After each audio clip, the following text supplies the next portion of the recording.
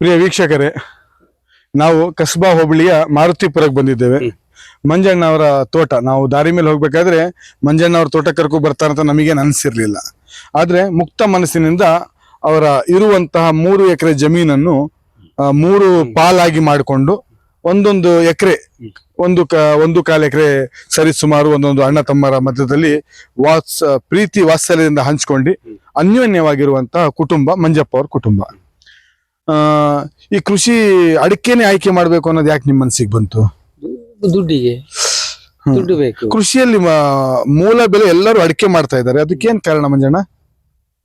ರೈತರಿಗೆ ತೊಂದರೆ ಐತೆ, ಬಡವರು ಅಡಿಕೆ 50,000 ಮಾರ್ಕೆಟ್ ನಡೀತಾ ನಮ್ದೇ ಅಂದ್ರೆ ಒಂದ್ ನಿಮಿಷ ಹೊಸದಾಗಿಂದ ಹೇಳಿ. 10,000 ಹೋದ್ರು. ನನ್ನ ಪ್ರಶ್ನೆ, ರೈತರು ಮೂಲ ಬೆಳೆಯಾಗಿ ಕೃಷಿಯಲ್ಲಿ ಅಡಿಕೆ ಆಯ್ಕೆ ಮಾಡ್ತಾ ಇದ್ದಾರೆ, ಏನಕ್ಕದು ಅಂತ ನನ್ನೊಂದು ಪ್ರಶ್ನೆ. ಖರ್ಚಿಗೆ ಅದು ಭತ್ತದ ಬೆಳೆಯಲ್ಲಿ ಸಾಕಾಗಲ್ಲ, ಖರ್ಚು ಜಾಸ್ತಿ ಬರ್ತೈತಿ, ಹಾಗಾಗಿ ಮಾಡೋದು. ಕೃಷಿಯಲ್ಲಿ ಹೆಚ್ಚು ಆದಾಯ ಪಡ್ಕೊಳೋ ಉದ್ದೇಶ ಇಟ್ಕೊಂಡೇ ಮಾಡ್ತಾ ಇದ್ದೀರಿ. ಎಷ್ಟು ವರ್ಷದಿಂದ ನೀವು ಈ ಅಡಿಕೆ ನೆಟ್ಟು? ಎಷ್ಟು ವರ್ಷ ಆಯ್ತಿದ್ದು? ಇದು ನೆಟ್ಟು 3 ವರ್ಷ. ಆ ಹಳೆ ತೋಟ ಎಷ್ಟು ವರ್ಷದ್ದು? ಒಂದು 5-6 ವರ್ಷ. 5-6 ವರ್ಷ ಆದಾಯ ಚೆನ್ನಾಗಿ ಬರ್ತಾ ಇದೆ. ಬರ್ತೈತೆ. ವರ್ಷ ನೀರಿಲ್ದೆ ಉರಿತು, ಕೊನೆಯು ಹಿಂಗಾರು ಗರ್ತು ನೀರಿಂದ ನೀರು ಬೇಕೇ ಬೇಕಲ್ಲ? ಬೇಕು. ಬೇಸಿಗೆಯಲ್ಲಿ ಎಷ್ಟೊತ್ತಿಗೂ ನೀರು ಬೇಕೇ ಬೇಕು. ಜನವರಿ ಇದ್ದ ನೀರು ಬೇಕೇ ಬೇಕು, ಜೂನ್ ತಿಂಗಳ ತನಕ. ಅದು ಡ್ರಿಪ್ ಲೈನ್ ಮಾಡಿತ್ತು. ಮತ್ತೇನ್ ಕೇಳ್ಬೇಕಪ್ಪ? ಮತ್ತೇನ್ ಪ್ರಶ್ನೆ ಇದೆ?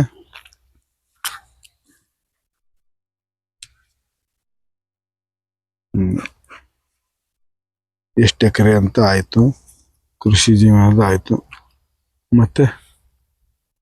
ಮತ್ತೇನ್ ಪ್ರಶ್ನೆ ಕೇಳ್ಬೋದು ಕೃಷಿಯಲ್ಲಿ ನಿಮ್ಗೆ? ಹಟ್ಟಿ ಗೊಬ್ಬರ ಅಷ್ಟೇ. ಮಂಜಣ್ಣ, ನೀವೇನು ಗೊಬ್ಬರ ಬಳಸ್ತಾ ಇದ್ದೀರಲ್ಲ, ಈಗ ನೀವು ಹೈನುಗಾರಿಕೆನು ಮಾಡ್ತಾ ಇದ್ದೀರಿ, ಯಾವ ಗೊಬ್ಬರ ಬಳಸ್ತೀರಿ? ಸಾವಯವ ಗೊಬ್ಬರನ ರಾಸಾಯನಿಕ? ಅಂದ್ರೆ ಹಟ್ಟಿ ಗೊಬ್ಬರ. ಸಾವಯವ ಗೊಬ್ಬರನೇ ಬಳಸ್ತಾ ಇರೋದು ನೀವು?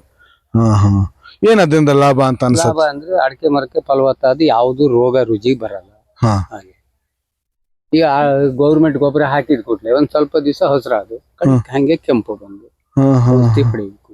ರಾಸಾಯನಿಕ ಬಳಸಿದ್ರೆ ಶಾಶ್ವತ ಅಲ್ಲ ಅದು. ಅದೇನು 15 ದಿವಸದ ಬೆಳೆ, ಹಸು ಊರಾಗ್ಬಿಡ್ತಾವ ಮರ, ಆಮೇಲೆ ಮತ್ತೆ ಒಣಗಿ ಹೋಗ್ತವೆ. ಸಾವಯವ ಗೊಬ್ಬರ, ಹೈನುಗಾರಿಕೆ ಗೊಬ್ಬರ ಕೊಟ್ರೆ ಮಾತ್ರ ಅದಕ್ಕೆ ಫಲವತ್ತತೆ ಜಾಸ್ತಿ ಆಗುತ್ತೆ. ಹಾಕ್ಬೇಕು. 100 ಗ್ರಾಮ್ ಬುಡಕ್ ಹಾಕೋದು ಸ್ವಲ್ಪ ಅಷ್ಟೇ ಹಾಕ್ಲೇ. ಅದು ಬುಡಕ್ ಹಾಕಿ ಇದು ನಮ್ಮ ಹೊಟ್ಟಿ ಗೊಬ್ಬರ. ಇದು ಔಷಧಿ ಹೊಡಿತಾರಲ್ಲ, ಅದ್ಯಾವ ಔಷಧಿ ಅದು?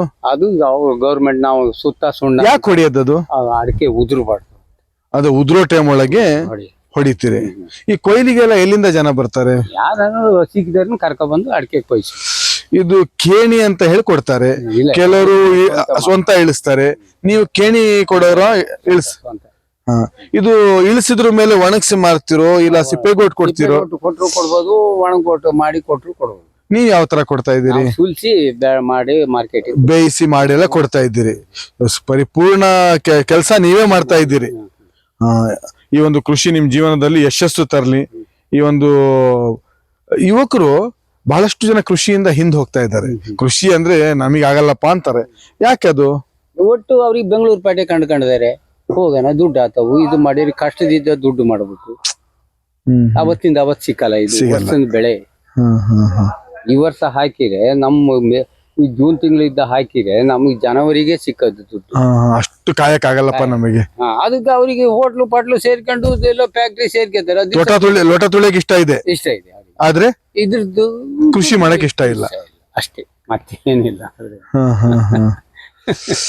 ಕೃಷಿ ಜೀವನದಲ್ಲಿ ಮನುಷ್ಯ ಸಂತೃಪ್ತಿಯಲ್ಲಿ ಇರಕ್ ಸಾಧ್ಯನಾ? ಸಾಧ್ಯ.